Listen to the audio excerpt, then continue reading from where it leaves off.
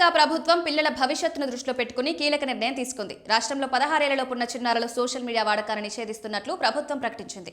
ఈ విషయాన్ని రాష్ట్ర ముఖ్యమంత్రి సిద్ధరామయ్య అసెంబ్లీలో 2026-27 వార్షిక బడ్జెట్ ప్రసంగం సందర్భంగా వెల్లడించారు.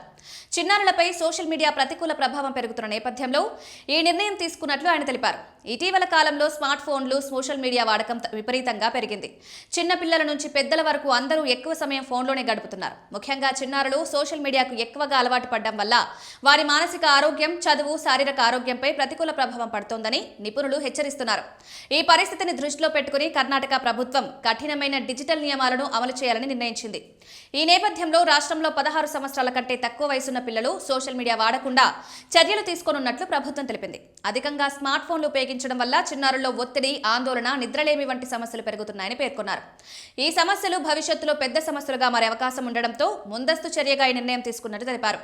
ఇప్పటికే ప్రపంచంలోని కొన్ని దేశాలు మైనర్ల సోషల్ మీడియా వినియోగంపై నియంత్రణలు విధించాయి. భారతదేశంలో 16 ఏళ్లలోపు పిల్లలపై సోషల్ మీడియా నిషేధాన్ని ప్రకటించిన తొలి రాష్ట్రంగా కర్ణాటక నిలిచింది. ప్రభుత్వం తీసుకున్న ఈ నిర్ణయం దేశవ్యాప్తంగా చర్చకు దారితీస్తోంది. పిల్లల భద్రత, వారి ఆరోగ్యకరమైన ఎదుగుదల కోసం తీసుకున్న ఈ చర్యపై వివిధ వర్గాల నుంచి భిన్నాభిప్రాయాలు వ్యక్తమవుతున్నాయి.